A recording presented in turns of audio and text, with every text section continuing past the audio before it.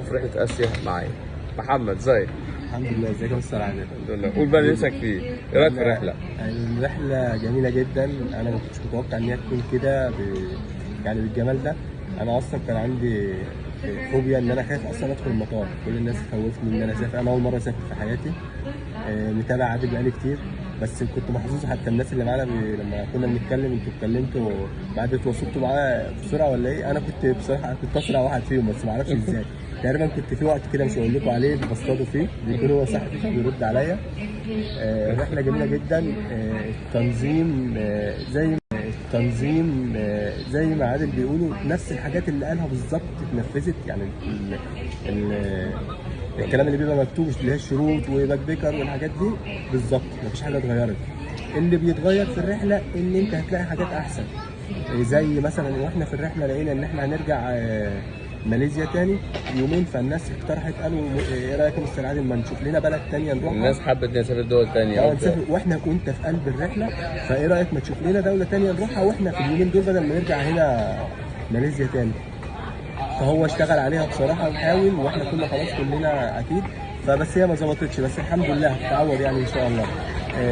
واحنا بنتعامل مع مستر عادل، يعني مثلا في عايز حاجه بصراحه، اصل الحاجه دي مش قليله، الحاجه دي كبيره ان الشخص يكون طالع معاه ويعمل كده. واحد من اللي معانا غلط في الحجز بتاعه، عامل حجز غلط. مستر عادل ساب له الحجز بتاعه، سابه ينام في مكانه وهو طلع اتصرف. يعني انتوا فاهمين يعني حاجه زي كده. وراح هو حجز في مكان تاني وقال إيه؟ طب انا واحد من الناس بصراحه قلت له طب نام في مكاني وانا هنام في اي كنبه، هنام في اي حاجه هتصرف. ما رضيش والله، قال لا انا هروح هتصرف، انا مالكوش دعوه. الرحلات بتاعته فيها حرق دهون كتير، انا اتكلمت عنها في اللايف، بس دي حقيقه فعلا. احنا اغلب الناس اللي معانا كله بيتكلم عن ان هو خس وزنه. انا حتى قلت مثلا المفروض كنت تصورنا او توزننا واحنا طالعين معاك، وفي ال 16 يوم دول نوزن تاني. دهون بتحرق دهون ببلاش. كل ده انت بتمشي كتير، بس بتمشي بقى، عارف انت بتمشي في اماكن هو مرتب الاماكن اللي احنا بنروحها. انت مش حاسس انك ماشي كام.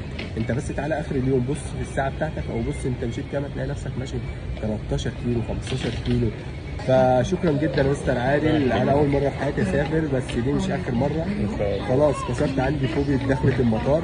شكرا تنصح الناس تسافر معايا؟ اول مره تسافر، سافرت قبل كده، جربت حاجات قبل كده، عاوز تجرب حاجه جديده، حاجه مختلفه، تتعامل مع انسان راقي، انسان نضيف فلما تركب القطر او تركب المترو هيبقى ارخص. فهو بيعلمك ازاي بعد كده لما تسافر لوحدك تركب ازاي المواصلات العامه، تدخل تعيش عيشه الناس، عيشه البلد. احنا في مصر، الناس كلها لما بيجي مصر يقول لك انا عايز اشوف مصر بعين صاحب البلد.